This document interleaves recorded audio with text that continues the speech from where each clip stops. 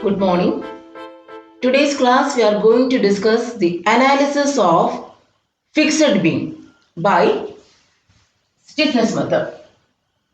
So let us consider a stiffness beam, a fixed beam. So it is having a load of 30 kilonewton and it is having varying moment of inertia. So in the matrix method of structural analysis, we have to split up the structure into a number of elements. So there is a rule where we have to select the nodes. Each element will be having two nodes. So the nodes should be selected at supports. Then at the point where there is change in cross section, at the point where there is intersection between members.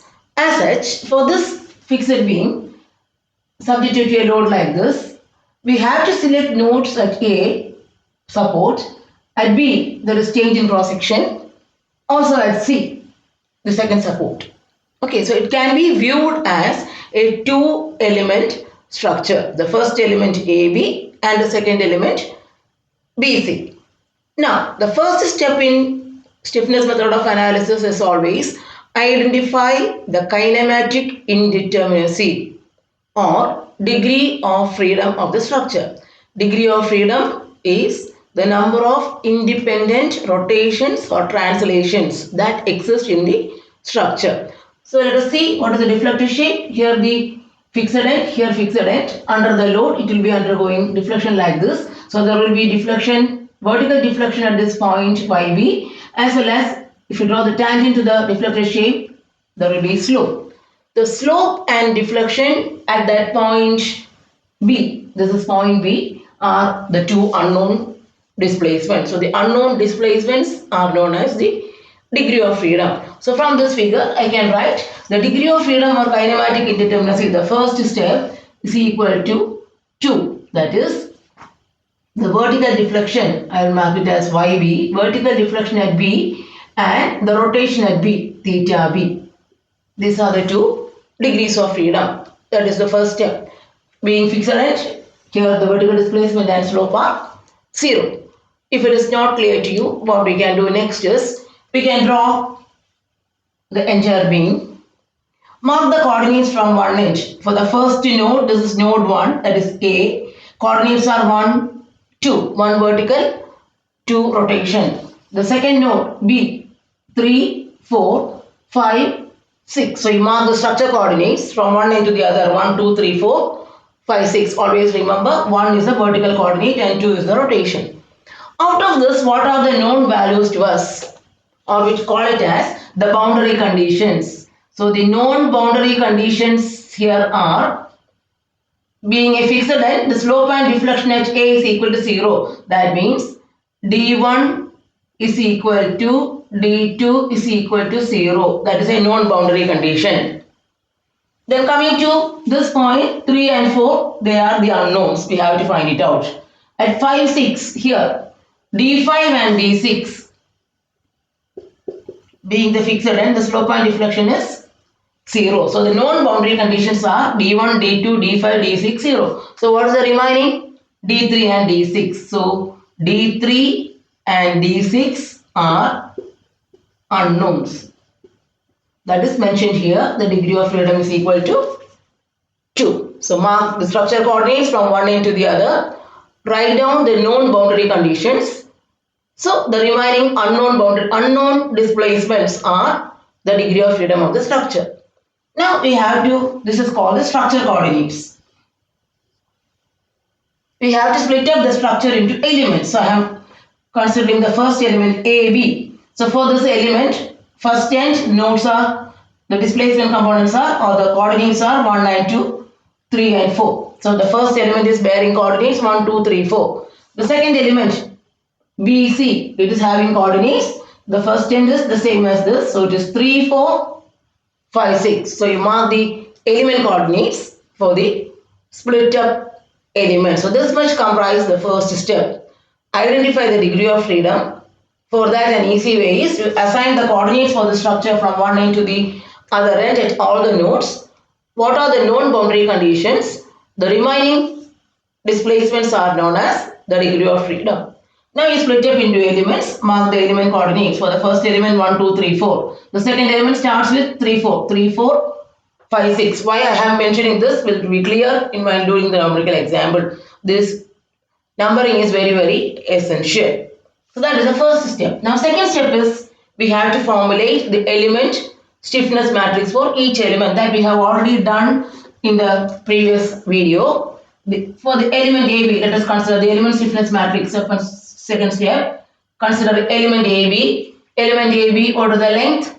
The length is 2 meter and its moment of inertia is I. So I is equal to I itself. The stiffness matrix for element AB, KAB is equal to EI into, we have derived it in the last class, it is 12 by L cube, 6 by L square, 6 by L square, 4 by L.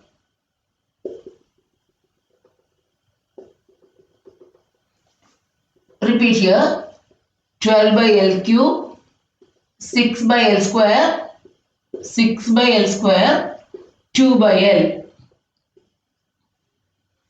This will be coming here, that is 12 by L cube, 6 by L square, 6 by L square plus 2 by L. Here this will be repeating 12 by L cube, 6 by L square, 6 by L square, 4 by L. This is the stiffness matrix for a beam element with coordinates 1, 2, 3, 4. And the 3 terms in the first row, except the diagonal element, the 3 terms are negative. In the first column also, these 3 terms are negative. This is the stiffness matrix for an element AB.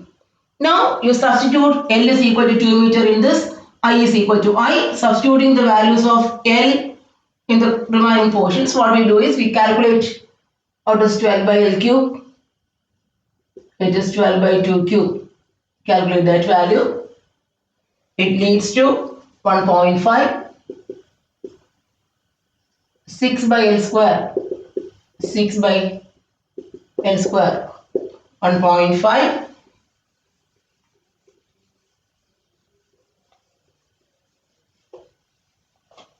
4 by L. 2 and 2 by L. 1.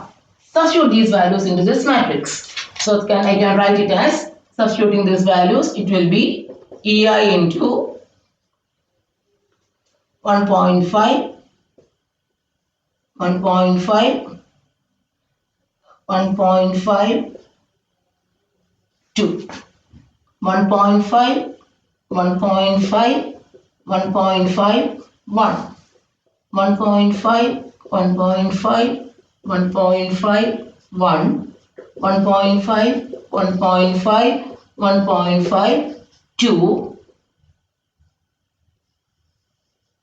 These 3 terms are negative. These 3 terms are negative. So this is the stiffness matrix for element AB. Now I have to give the values of these coordinate numbers because I have to assemble the matrix finally. So in order to make that assembly process easier, I will write the numbers. For this first element, the coordinates are 1, 2, 3, 4. Right at the top as well as right at the left. 1, 2, 3, 4. When you write in an answer book, you write it these numbers with a pencil. Use a color other than the main matrix elements. Similarly, I have to write the stiffness matrix for the second element. Second element BC. For the element BC, length is 4 meter and moment of inertia is 2I. So similarly, you calculate the values 12 by L cube,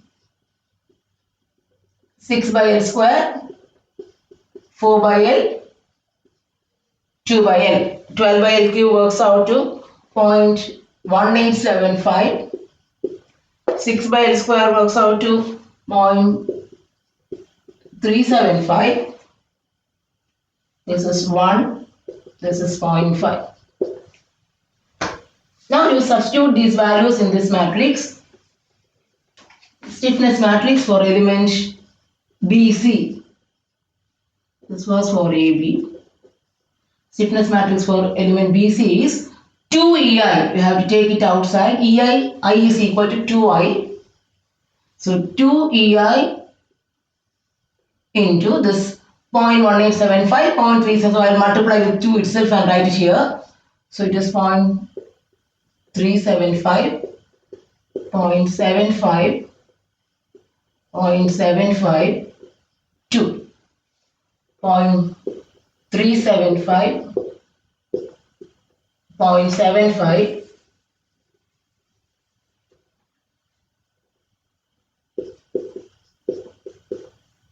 0.75, 1. 0.375, 0.75, 0.75, 1. 0.375, 0.75, 0.75, 2. This is the stiffness matrix for the second element BC, and the coordinate numbers for the second element, the coordinate numbers are 3, 4, 5, 6. So at the top you write 3, 4, 5, 6. The side also you write 3, 4, 5, 6. So there are two elements. We have formed the stiffness matrix for the two elements separately. Now don't forget, here the first 3 terms in the row are negative. First column is also negative. Now we have to assemble these two stiffness matrices together to formulate the stiffness matrix for the structure as a whole. So that is the next step. We have written the element stiffness matrices for AB and BC separately. This is for AB, this is for BC. Now we have to assemble it to form the stiffness matrix for the structure as a whole. For that, what you have to do is, we know the structure is having only 2 degrees of freedom, that is corresponding to the coordinates 3 and 4.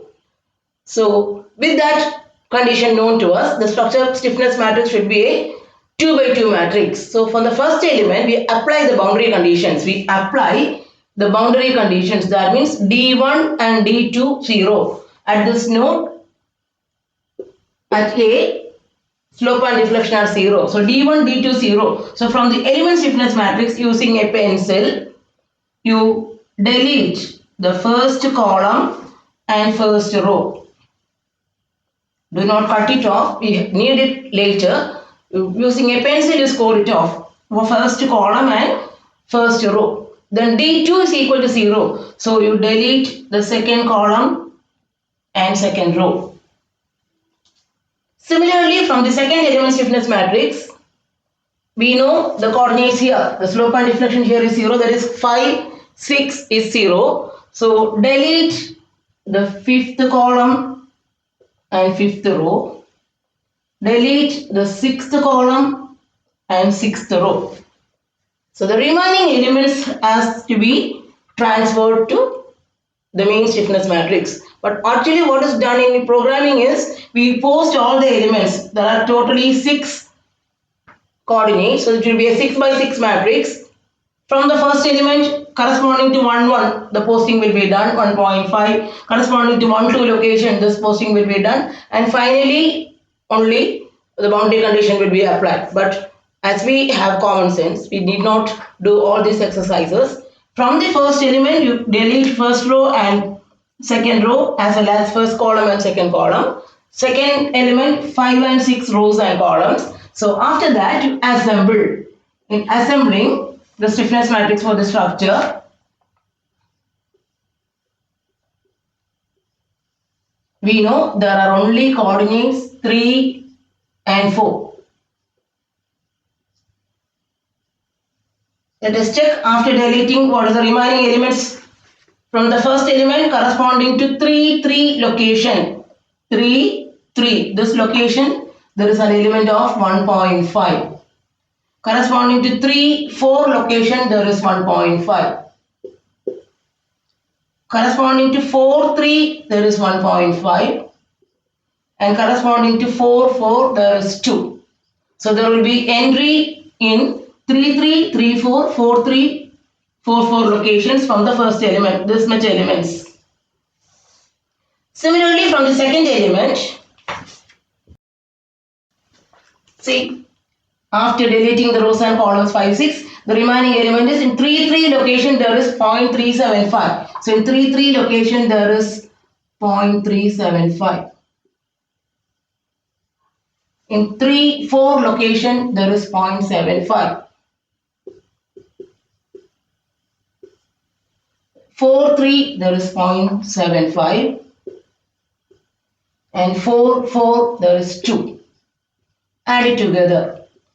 Post the elements in the corresponding locations in the main stiffness matrix or the structure stiffness matrix. Adding together, it will be 1.875. This is, I forgot, I have to add minus here. These three elements are negative. So this will be minus 0.75. This will also be minus 0.75. So it is 0.75. This is 0.75. And this is 2 plus 2, 4. I can write the final stiffness matrix is equal to EI into 1.875, 0.75, 0.75, 4. This is the structure stiffness matrix. So once we formulate the structure stiffness matrix, the next step is load vector. Load vector or equivalent joint load vector. It is calculated as P is equal to P0 minus PF. What is this P0? P0 is externally applied loads. Externally applied loads at the nodes. So in this question, we have selected one node here, node here, node here. So the 30 kilonewton load is acting on the selected node. So that corresponds to the P0 vector. So we have coordinates where for this, the coordinates where I have marked it, it was 1, 2. For the structure, this was 3, 4, and this was 5, 6. So corresponding to coordinate direction 3, P0, 3, P04. These are the external, because this is matrix is corresponding to 3, 4. These are 3, 4 location. So corresponding to 3 and 4, we have to write what are the forces. Corresponding to 3, there is 30 kilonewton. But the 30 kilonewton is acting downwards. The 3 direction is upward. So P03 is minus 30. Corresponding to 4, there is no moment or nothing. So P04, there is no load corresponding to direction 4. So the P03 is minus 30 and P04 is equal to 0. Now coming to PF. PF is fixed end moment. This is the fixed end moment vector. That is, if the element AB was having some load, something like this will produce fixed end moments at both ends. Since there is no load in the element AB or in the element BC, in this particular case, the fixed end moment vector PF corresponding to coordinate direction 3 and corresponding to coordinate direction 4 are 0, as there is no load in element AB and BC. Now let us write down P is equal to this equation, P0 minus PF, that is minus 30, 30 minus the 0. So it will be minus 30, 0. That is the equivalent joint load vector. So the next step is, we have formulated the structure stiffness matrix. We have formulated the right hand side vector or the equivalent joint load vector. Now solve the stiffness equation. The stiffness equation is K into D is equal to P, where K is the stiffness matrix of the structure, D is the unknown displacements or the degree of freedom vector, and P is the equivalent joint load vector. So solve this equation, that is stiffness matrix EI into 1.875, 0.75, 0.75, 4. D, the unknown displacements are D3, D4. That is equal to the load vector minus 30, 0. Solving this simultaneous equation, either you can solve it as a matrix inverse or 1.875 D3 plus 0.75 D4 is equal to minus 30, equation 1. 0.75 D3 plus 4 D4 is equal to 0, second equation. Solve the simultaneous equation and get the values of D3 and D4. I'll get the answer here, 1 by EI into minus 17.3 and 3.24. These are the degrees of freedom or the unknown displacements. D3 means vertical displacement or the deflection at point 3 of this node is minus 17. Minus 17 means it deflects downwards. 3 direction is upward. We have got it as 17.3 by EI. And D4, the slope at B. The slope at B is 3.24 by EI, that is clockwise rotation. So once we have got the unknown displacements, we have to go to the final step. Based on the displacements, we will be getting all the moments and support reactions. That is why we call it as a displacement method. We solve for the displacements first, and based on that we will be arriving at the final forces. Let us find out the final moments and reactions based on the displacement values obtained. So the expression is final moment M is equal to the fixed end moment PF plus element stiffness matrix KE into D. This is similar to the slope deflection equation, FMAB plus 2A by L into theta A plus theta B. So this gives the internal moments KE into D plus fixed end moment. So let us consider the first element AB.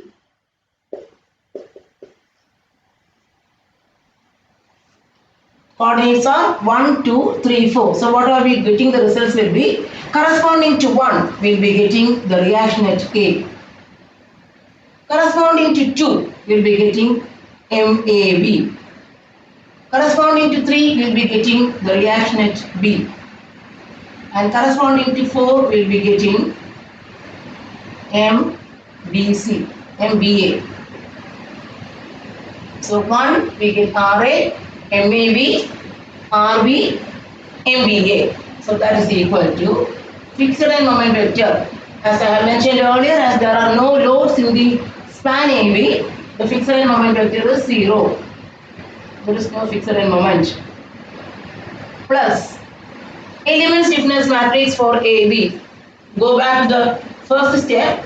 The element stiffness matrix for the first element was EI into 1.5, 1.5, 1.5, 2, 1.5, 1.5, 1.5, 1. These three terms negative. 1.5, 1.5, 1.51. This will come here. 1.5, 1.5, 1.5, 2. So this was, I have these three terms negative. We were given the coordinates at the top in the element stiffness matrix 1, 2, 3, 4. So that will be utilized here. K into D. So in the D vector, first one you have to write is D1. D1 here it is 0. Second you have to write D2. D2 is also 0. D3 we have got the answer just now, minus 17.3. And D4, we have got the answer 3.24. That into 1 by EI. This EI and EI gets cancelled. Do the multiplication. First row into this. 1.5 into 0. 1.5 into 0. Minus 1.5 into minus 17.3. Minus 1.24, 3.24 will give you the answer as 21.08 minus 22.7 minus 21.08 minus 19.46. So the first term corresponding to reaction at A, moment at A, reaction at B, moment at B. Similarly, for the second element BC, 3, 4, 5, 6 corresponding to 3, we will be getting RB. Corresponding to 4, it will be MBC. Corresponding to 5, it will be RC. And 6, it will be MCB. Here also, the fixed end moment is 0 because there is no load in the span BC. The element stiffness matrix for the second element. Refer back to the first step. It is 0.375, 0.75, 0.75, 2. 0.375, 0.75, 0.75, 1. 0.375, 0.75, 0.75, 1. 0.375, 0.75, 0.75, 2. These three terms negative, these three terms negative. And the number at the top of it was 3, 4, 5, 6. So that has to be utilized here. This into D3. D3 value we have got it as minus 17.3. D4 3.24. D5 and D6 are 0. So multiply this and get the answer. Minus 8.92. 19.46. 8.92.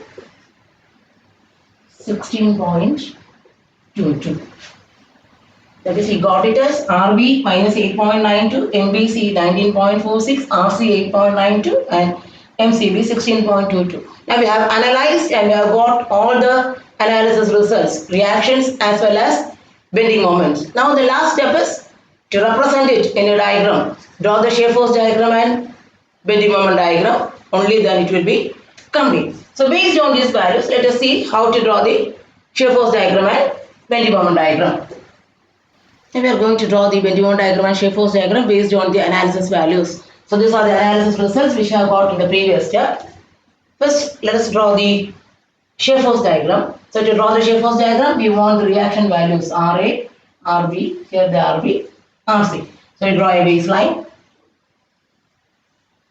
RA 21.08, that means the reaction at this point is 21.08 upward. So from here you draw 21.08 to some scale, 21.08 kilonewton. Then up to this there is no load, so go straight. There is 30 kilonewton suddenly acting downwards. So otherwise 21.08 up to this. Then we have got RB equals minus 21.08. So come down by 21.08. Next point, RB minus 8.92. Again come down by 8.92. After this there is no load, go straight. Then at RC 8.92 upwards. Positive, from here you 8.92 upwards. I'll repeat once again. RA 21.08. Go 21.08. There is no load, go straight. Then 21.08 negative, downward. 8.92 downwards, come down 8.92. So these two together, 21.08 plus 8.92 will be 30. There should be a vertical line of 30. Then after this there is no load, go straight. Then RC is 8.92, so go up. So when you start from the baseline, you have to reach back at the baseline itself. So above the line, we mark it as positive, and this is negative, and this is the shear force diagram. And at least one point, you have to write the unit. 21.08 kilonewton, 8.92 kilonewton. Now coming to the bending moment diagram, draw a horizontal line. What is MAB? MAB is minus 22.7. So it is anti-clockwise. This is A to B. Anti-clockwise. Rotate the pen anti-clockwise direction, so it will go up. This ordinate is B. 22.7. And unit of moment is kilonewton meter. Coming to MBA. MBA is 19.46 negative. So B to A, you place it 19.46 anti-clockwise. So rotate the pen in the anti-clockwise direction. So it comes down. So this is 19.46. Connect it. Coming to here, MBC is plus 19.46. Place B to C plus 19.46. Rotate it clockwise. So this is clockwise rotation. This comes to the same point. MCB 16.22 is positive. So C to B clockwise 16.22.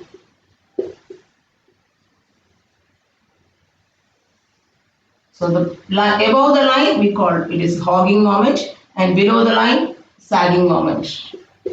So this is the bending moment diagram. So with that, we come to the end of the analysis of a fixed beam by stiffness method. This is a general procedure, or it is a fully automatic procedure. We can write the program, and all the softwares, STAAD, ANSYS, all the finite element based softwares are working on this direct stiffness method. This method is called the direct stiffness method.